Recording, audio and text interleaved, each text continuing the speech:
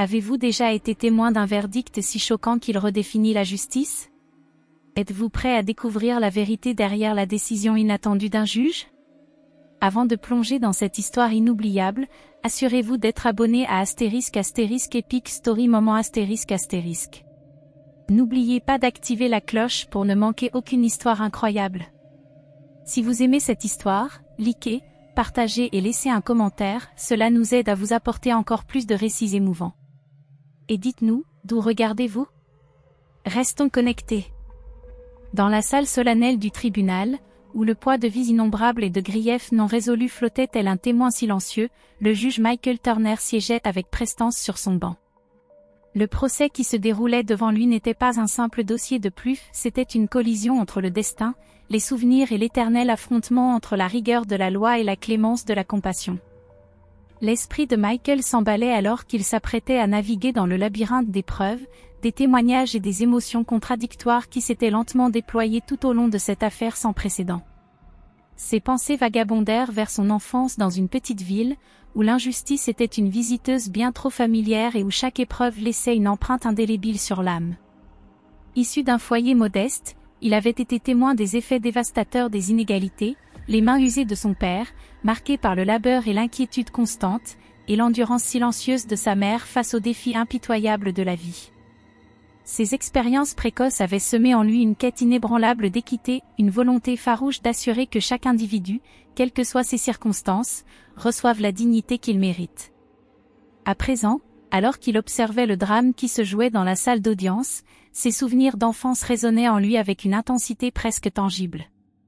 L'accusé, un homme dont le passé était jalonné de malheurs et de décisions douteuses, se trouvait face à des charges criminelles qui défiaient toute explication simpliste. Au fil de l'examen des preuves, chaque document, chaque murmure de témoignage, se dévoilait une fresque de chagrin et de lutte, tissant la vie de l'accusé avec des fils de négligence, de désespoir et de rares instants d'espoir éphémères. Michael ne pouvait s'empêcher d'entrevoir des fragments de son propre passé dans le récit qui se dessinait devant lui. Chaque élément de preuve, chaque nuance dans les témoignages, l'incitait à se demander si les sanctions punitives traditionnellement associées à la justice ne risquaient pas, parfois, de masquer un besoin plus profond de compréhension et de réhabilitation. Dans ces instants de silence pensif, entre les plaidoiries enflammées des avocats et les murmures du public rassemblé, le dialogue intérieur du juge s'intensifiait. Il se remémora une époque lointaine où son propre avenir avait été suspendu à un fil, un moment où une injustice apparemment insurmontable l'avait contraint à choisir entre l'amertume et la quête d'un changement transformateur. Ce souvenir, bien que douloureux, avait allumé en lui la détermination de rechercher non seulement la rétribution, mais aussi la rédemption pour ceux qui avaient glissé entre les mailles d'un système juridique inflexible. À mesure que le procès avançait, la salle d'audience se métamorphosait en microcosme de l'expérience humaine.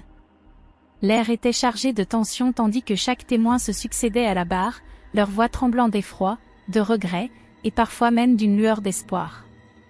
Un témoin, les mains tremblantes et les yeux emplis de chagrin, relata un événement survenu une nuit d'orage, une nuit où le destin, impitoyable, avait changé des vies à jamais. Ces paroles, empreintes d'un mélange palpable de désespoir et de détermination, évoquaient des images de pluie froide, de ruelles obscures et du silence hanté des occasions perdues.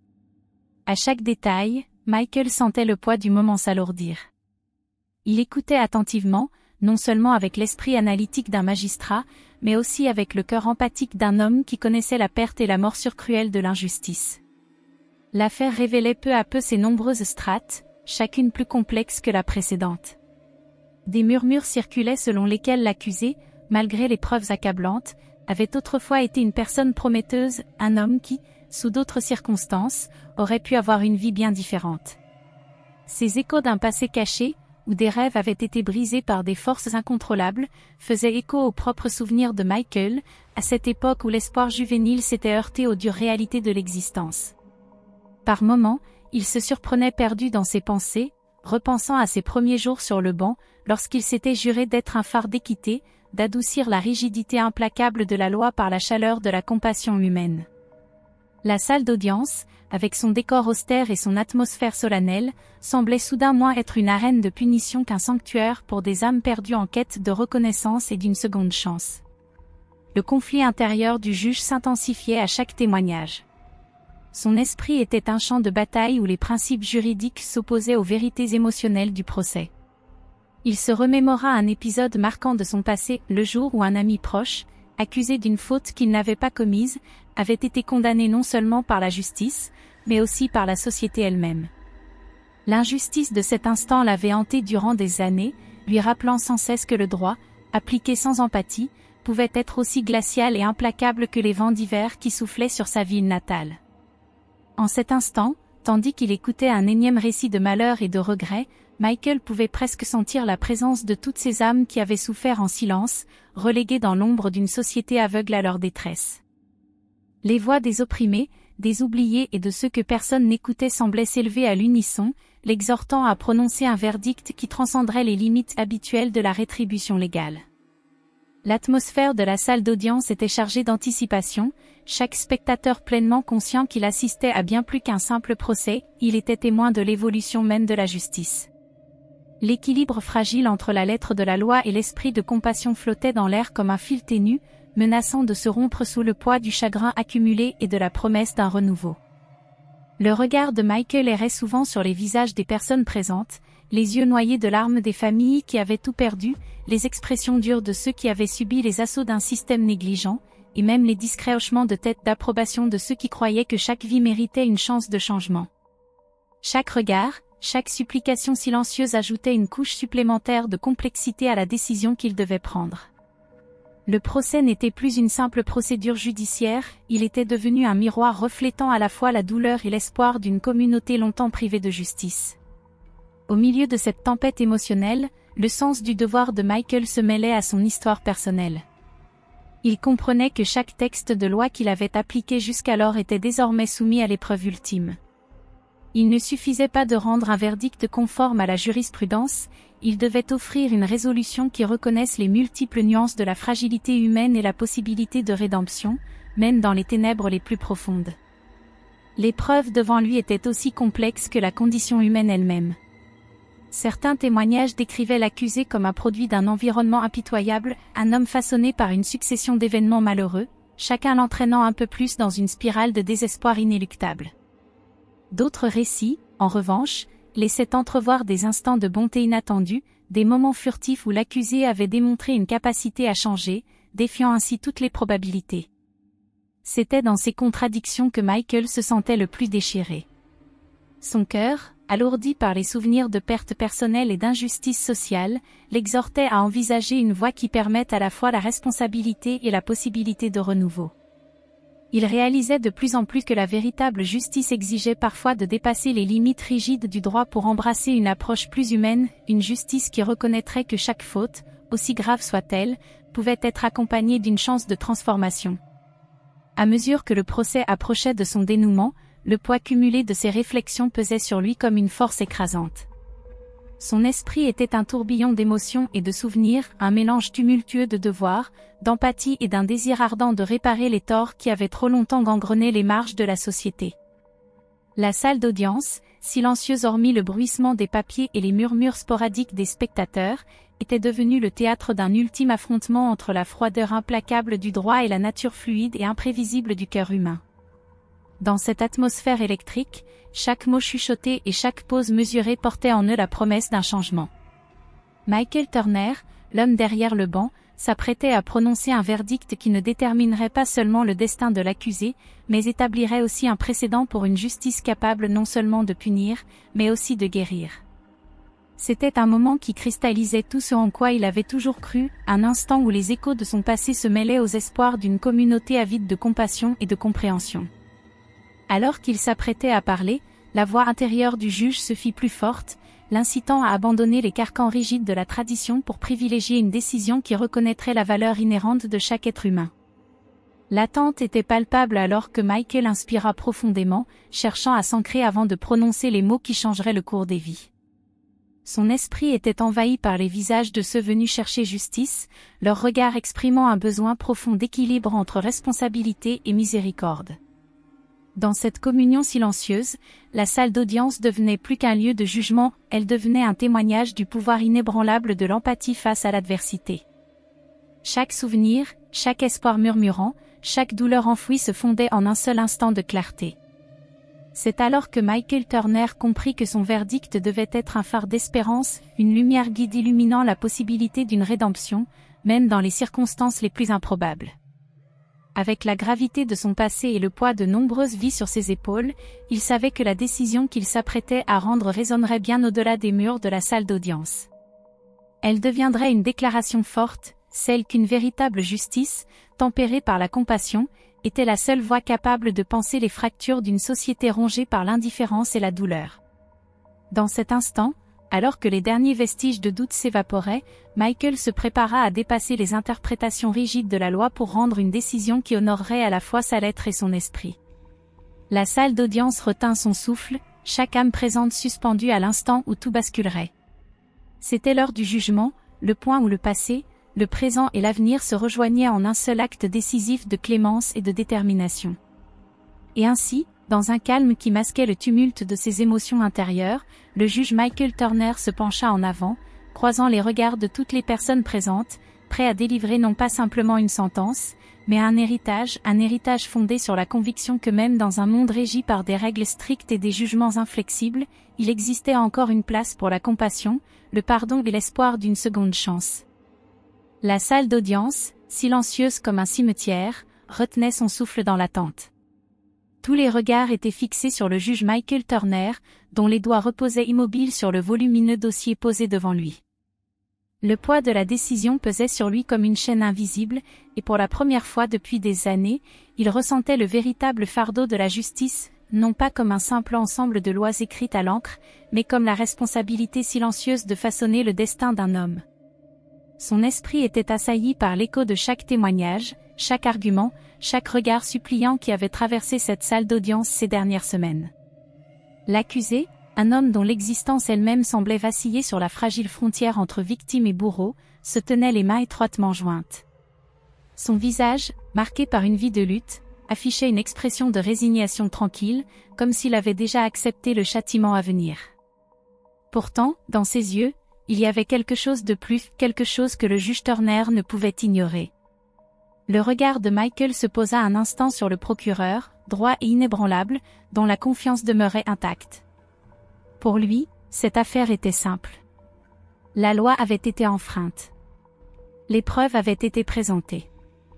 La sentence devait être rapide et sans appel.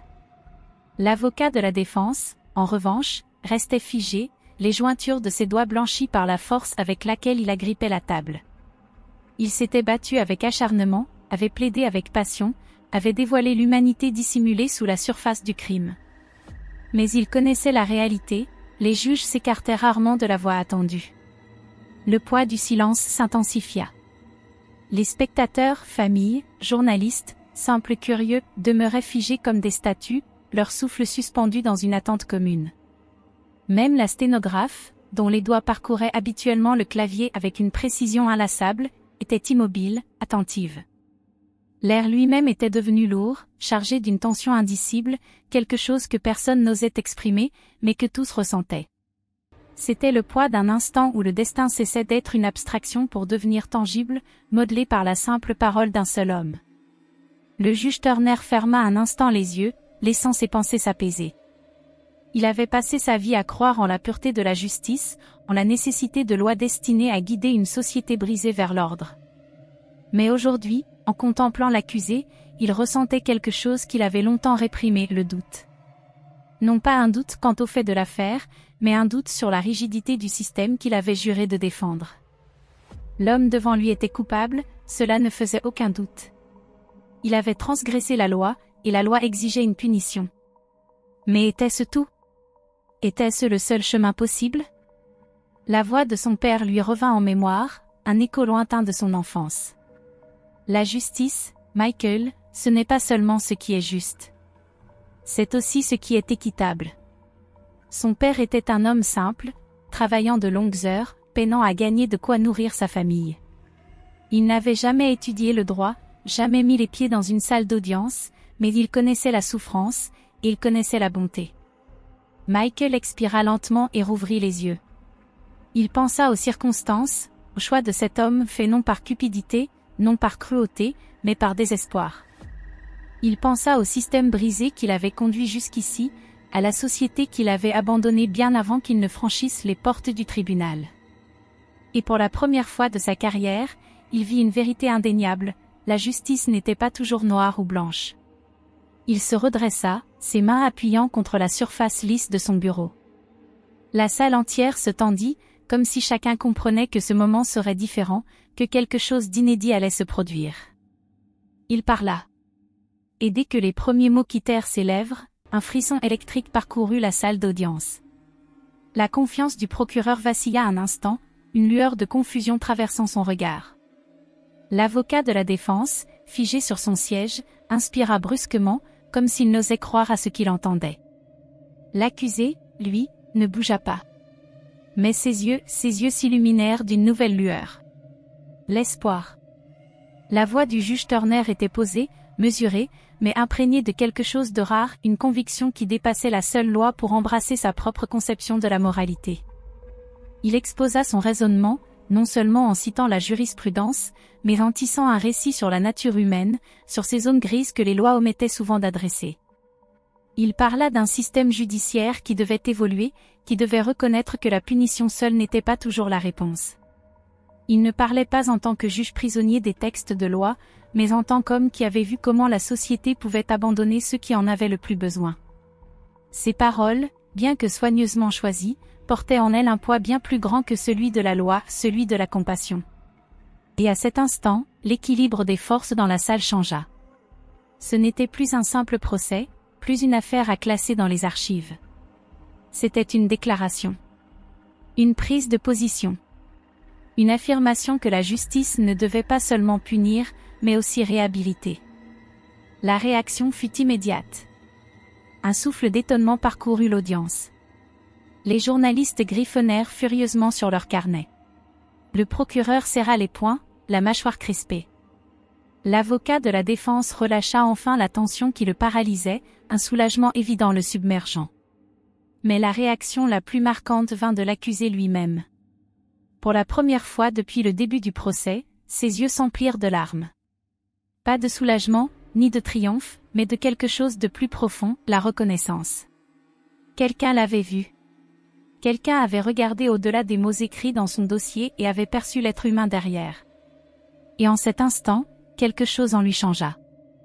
Le juge Turner poursuivit, déroulant son verdict comme une histoire en soi. Il y aurait des conséquences, bien sûr, car aucun crime ne pouvait rester impuni. Mais il y aurait aussi une chance. Une opportunité. Un chemin non pas vers la ruine, mais vers la rédemption. Car, il le savait désormais, c'était là l'essence même de la justice.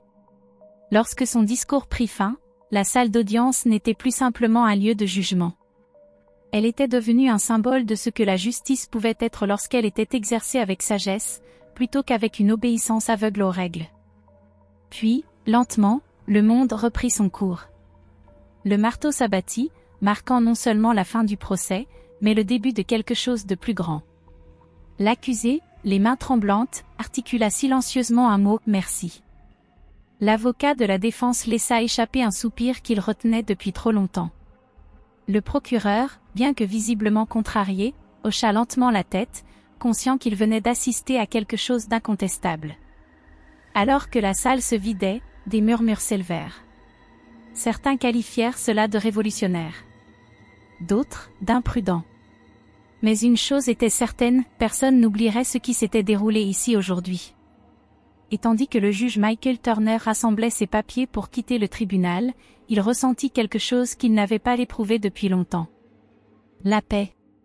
Car, pour la première fois depuis des années, il ne se sentait pas seulement comme un juge. Il se sentait comme un homme qui avait fait ce qui était réellement juste. Et cela, il le savait, était le plus grand des verdicts. La salle d'audience, qui était remplie de tension quelques instants plus tôt, semblait maintenant étrangement légère, comme si le verdict avait levé un fardeau invisible de l'air lui-même. Les murmures s'élevaient parmi l'assistance, un mélange de choc, d'admiration et de curiosité. Le bruit des chaises raclant le sol en bois poli résonnait doucement tandis que le public se levait pour partir, mais personne ne se précipitait vers la sortie.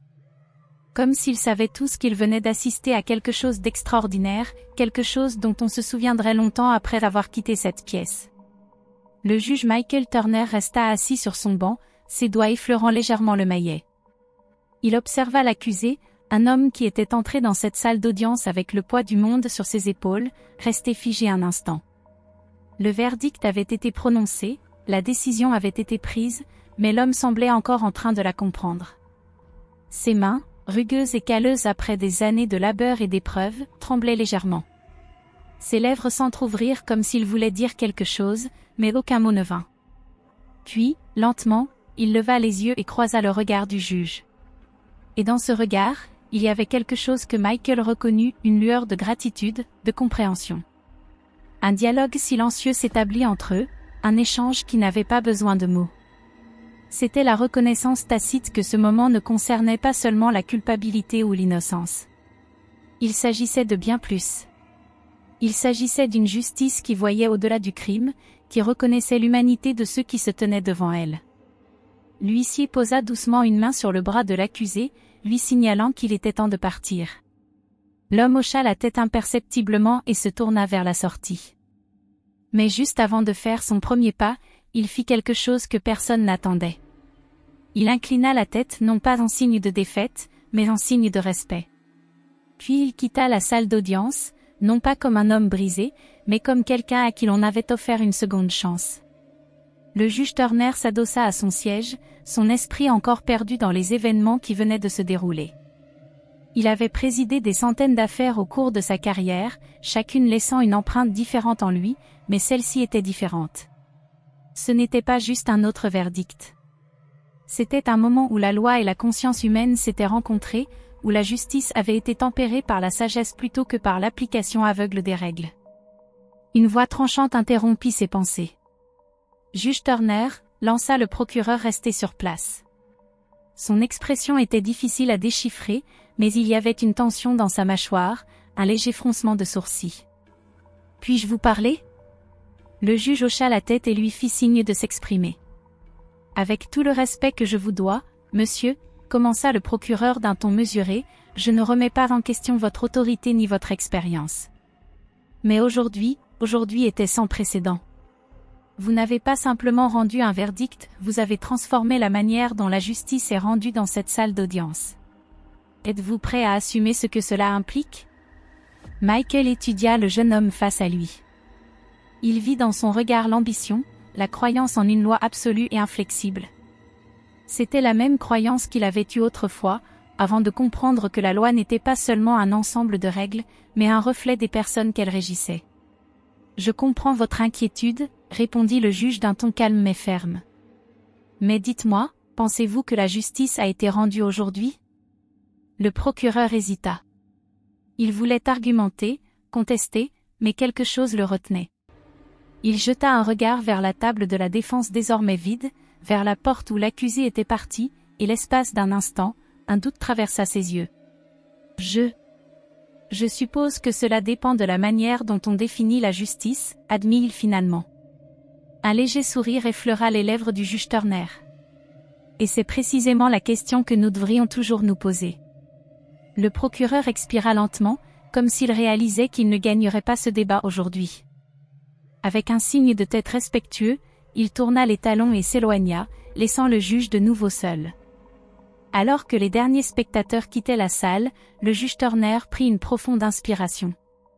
Il regarda la chaise vide où l'accusé s'était assis, la barre où les témoignages avaient été donnés, les murs mêmes de cette pièce qui avait été témoin de tant de vies bouleversées par les décisions qui y avaient été prises. Pendant des années, il avait cru que la justice consistait à punir, à maintenir l'ordre par une application stricte et inébranlable de la loi. Mais aujourd'hui, il avait compris quelque chose de bien plus profond. La justice ne consistait pas à suivre des règles aveuglément, elle consistait à les comprendre, à savoir quand les appliquer et quand les remettre en question. Il se leva, rassembla ses notes, mais avant de partir, il remarqua quelqu'un qui hésitait au fond de la salle. Une jeune femme, qui ne devait pas avoir plus de 20 ans, se tenait près des portes. Elle serrait un carnet contre sa poitrine, son expression un mélange d'admiration et de détermination. « Monsieur », dit-elle timidement en avançant d'un pas, je voulais juste dire que ce que vous avez fait aujourd'hui, ça signifiait quelque chose. J'étudie le droit, et j'ai toujours cru qu'un juge devait être strict, que la loi devait être appliquée sans exception. Mais aujourd'hui, j'ai vu quelque chose de différent. Vous n'avez pas simplement appliqué la loi. Vous l'avez utilisée pour faire une différence. Michael l'observa avec attention. Il vit en elle la même certitude juvénile qu'il avait eue autrefois, le même désir de marquer le monde de son empreinte. La loi est un outil, dit-il doucement. Elle peut être utilisée pour construire ou pour détruire. Le vrai défi est de savoir comment s'en servir. Elle hocha lentement la tête, comme si elle absorbait le poids de ses paroles. Puis, avec un sourire reconnaissant, elle tourna les talons et s'éloigna, laissant le juge Turner seul dans la vaste salle désormais vide. Pendant un long moment, il resta immobile, écoutant le silence. Puis, dans un soupir discret, il descendit de l'estrade et se dirigea vers la sortie, ressentant quelque chose qu'il n'avait pas éprouvé depuis longtemps. Un but. Alors qu'il poussait les portes et entrait dans le couloir, le monde extérieur semblait un peu plus lumineux, un peu plus porteur d'espoir. Il avait passé des années à croire que la justice était rigide, immuable. Mais aujourd'hui, il avait appris que la véritable justice ne concernait pas les lois, elle concernait les hommes. Et pour la première fois de sa carrière, il savait qu'il n'était pas seulement un juge. Il était un véritable serviteur de la justice. Et cela, comprit-il, était le plus grand verdict de tous.